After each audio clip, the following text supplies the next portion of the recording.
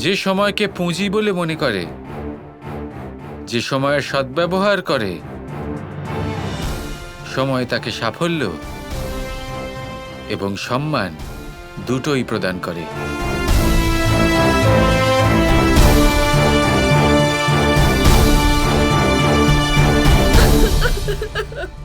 তুমি এইভাবে কান্নাকাটি করলেই তোমার পুত্র ফিরে আসবে না বিনতা। যে কাজ আমরা নাগেরা আর অসুরেরা মিলে করতে পারিনি, সেই কাজ করতে গেছে কিনা ওই মূর্খ গরু। কারণ শেয়াল একসাথে শিকার করে, কিন্তু সিংহ একা শিকার করে।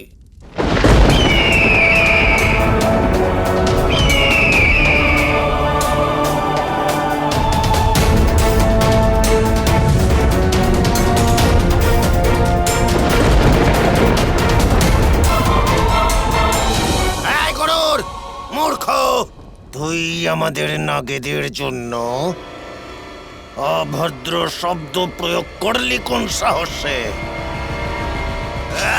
নিজের অপমানটা ভুলে যেতে শেখো তক্ষক।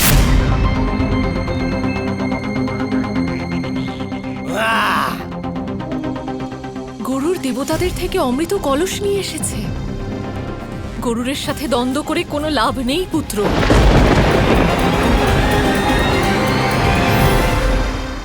পুত্র গরুর, তুমি আজ এক মহান কার্য করেছো। মা, এটা তো আপনার আশীর্বাদ, কিন্তু মা, যদি আপনি আমাকে এর আগে যুদ্ধক্ষেত্রে নামার অনুমতি দিতেন, তাহলেও আপনাকে এত চিন্তা করতে হতো না।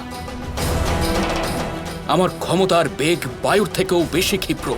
আর মাতা কদ্রু, আপনি নিশ্চয়ই হতবাক হয়ে যাচ্ছেন এটা ভেবে যে এই কাজ আমি কিভাবে সম্পন্ন করলাম, যেটা করা আপনার শ্রেষ্ঠ পুত্রদের পক্ষেও সম্ভব ছিল না। সত্যি তো এটাই যে আমার সাফল্যের কারণ হলেন আপনি, মাতা কদ্রু। যদি আমার মাকে দাসী বানিয়ে আপনি দুর্ব্যবহার না করতেন, তাহলে আমি এই কাজ নিজের জীবনকালে কখনোই করতে পারতাম না।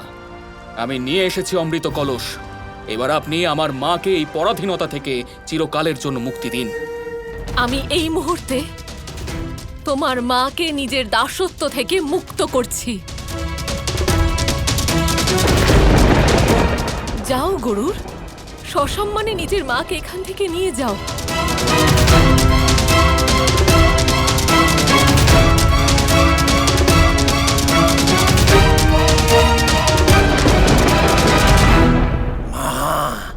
একটা অমৃতের কলস এনেছে বলে তুমি ওই মূর্খ গরুরকে মহান ভেবো না। শান্ত পুত্র, শান্ত। এই মুহূর্তে তোমার মায়ের মাথায় অন্য কোনো পরিকল্পনা ঘুরছে। তোমরা কি ভাবলে আমি বিনতাকে এত সহজে নিজের দাসত্ব থেকে মুক্ত করে দেব? কখনো না। এবার তুমি দেখো কিভাবে আমি শুধু বিনতাকেই নয়, ওর প্রাণ পুত্র গরুরকেও নিজের দাস বানিয়ে ছাড়বো। ওর মতো এত ভালো দাসকে কেউ ছাড়তে পারে নাকি? আগো, তোমার কুটিলতার সামনে তো কেউ কখনো দাঁড়াতে পারবে না। পুত্র, এবার আমাদের সবার আগে অমৃত পান করার ব্যাপারে ভাবতে হবে।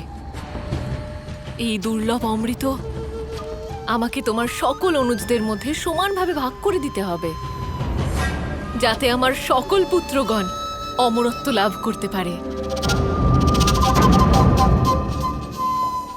তারপরে কি হলো কৃষ্ণ? তারপর আর কি, গরুর তো অমৃত নিয়ে আসতে সক্ষম হলো, কিন্তু নাগেরা অমৃত গ্রহণ করবে এই অসম্ভব ছিল। আমি বুঝতে পারলাম না কৃষ্ণ। নাগেদের যখন অমরত্বের প্রবল ইচ্ছা, তখন তারা অমৃত নিশ্চয়ই পান করেছেন। গরুর নাগেদের হাতে অমৃত কলস তুলে দিয়েছে, আর যদি নাগেরা অমৃত পান করে ফেলে তাহলে ওরা অমর হয়ে যাবে। এই বিপদ থেকে আমাদের কে বাঁচাবে? এবার শুধুমাত্র নারায়ণই আমাদের সাহায্য করতে পারেন। আমাদের নারায়ণকে আহ্বান জানাতে হবে। হে নারায়ণ, আমাদের সাহায্য করুন, আমাদের রক্ষা করুন প্রভু, আমাদের রক্ষা করুন।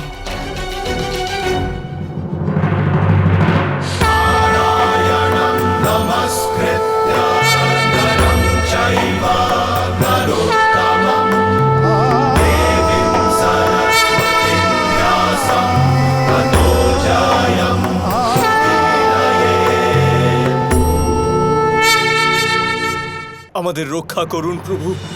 অমৃত কলস নাগেদের হাতে পৌঁছে গেছে, আর এই সব কিছু ওই শয়তান গরুরের জন্য হয়েছে। দেবরাজ, গরুরকে শয়তান বলার আগে আপনি কি এটা একবারও ভেবে দেখেছেন যে বাস্তবে তিনি কে, যিনি প্রকৃত অর্থে শয়তান? যখন গরুরের সাথে এত দুর্ব্যবহার করা হচ্ছিল সেই সময় আপনি কোথায় ছিলেন? আপনি ওকে সাহায্য করেছেন? ও হলো আপনার অনুজ ভ্রাতা। কখনো কি কিছু করেছেন ওর জন্য? যদি আপনি ওকে সাহায্য করতেন তাহলে ইন্দ্রলোকের সাথে আজ যা হয়েছে তা হতো না। আজ ইন্দ্রলোকের যা দশা হয়েছে তার কারণ গরুর নয়, তার কারণ হলেন আপনি। আমার ভুল হয়েছে প্রভু, আমাকে ক্ষমা করে দিন। আর এই ভুলের জন্য আপনি যা শাস্তি দেবেন আমি সেটাই মেনে নেব। কিন্তু যদি নাগেরা অমৃত পান করে নেয় তাহলে দেবতাদের অস্তিত্ব ধূলিসাৎ হয়ে যাবে। আমাদের সাহায্য করুন প্রভু।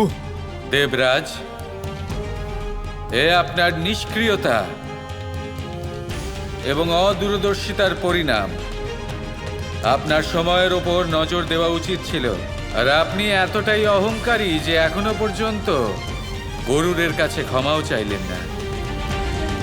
আপনি কি এই ভেবে অহংকার করেন যে সৃষ্টির সঞ্চালন করার জন্য আপনাকে সাহায্য করতে আমি অবশ্যই আসব?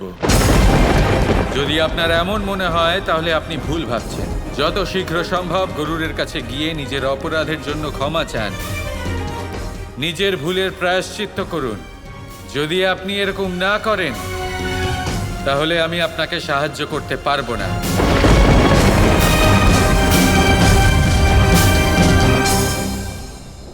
আমি এই অমৃত কলস ভঙ্গ করছি, আর তার থেকে পাতাল ভূমিতে ছড়িয়ে পড়া সমস্ত অমৃত নাগেরা পান করবে।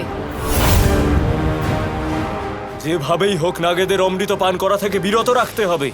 এত বড় বিপদ ঘটতে পারে না। নারায়ণ দেবতাদের সাহায্য করবেন না এমন তো কখনো হয়নি।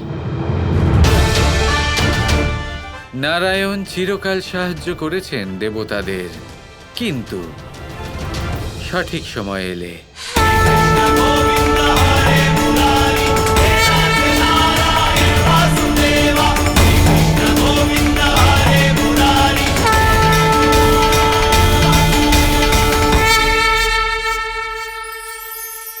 কখনো কোনো বনে আপনি আগুন লাগতে দেখেছেন? এমন ভয়ানক আগুন লাগতে পারে সমস্ত বন জ্বালিয়ে দিতে পারে। সেখানে যে বনস্পতি পাওয়া যায়, সেখান থেকে যে ঔষধি পাওয়া যায়, সব কিছু নষ্ট হয়ে যায়। যে পশু পাখি পাওয়া যায় বেশিরভাগই নিজের প্রাণ হারিয়ে ফেলে, আর যারা বাকি থাকেন তারা নির্বাসিত হন। কিন্তু কখনো ভেবে দেখেছেন এই বনে আগুন লাগে কি করে? ছোট ছোট শুকনো পাতার কারণে, শুকনো ডালের কারণে, সেইগুলো যেগুলো কখনো গাছের অংশ ছিল। সবসময় মনে রাখবেন, গাছ আমরা কুড়ুল দিয়ে কেটে থাকি, কিন্তু গাছ কখনো কুড়ুলের ডগা দিয়ে কাটা যায় না। বরং এই যে হাতলটা আছে তাতে যে শক্তি লুকিয়ে রয়েছে, এই শক্তির দ্বারা গাছ কাটা হয়। এবার বলুন, এই যে হাতল, এ কি দিয়ে তৈরি হয়? স্বয়ং গাছের দ্বারাই। এর থেকে আপনি কি শিক্ষা পেলেন? যদি কেউ আপনজন হন, যে আপনার কোনো দরকারে লাগছেন, সেই কারণে তাকে নিজের থেকে দূরে করবেন না। যদি তার সাহায্যের প্রয়োজন হয় তাহলে তাকে সাহায্য করুন। যদি তার সঙ্গের প্রয়োজন হয় তাহলে তাকে সঙ্গ দিন। নিঃস্বার্থভাবে আপনজনদের বিকাশের পথে নিয়ে যান। নিজের স্বার্থ অনুসারে আপনজনদের নিজের জীবনে রাখবেন না। আসুন আর আমার সাথে ভালোবেসে বলুন, রাধা রাধা।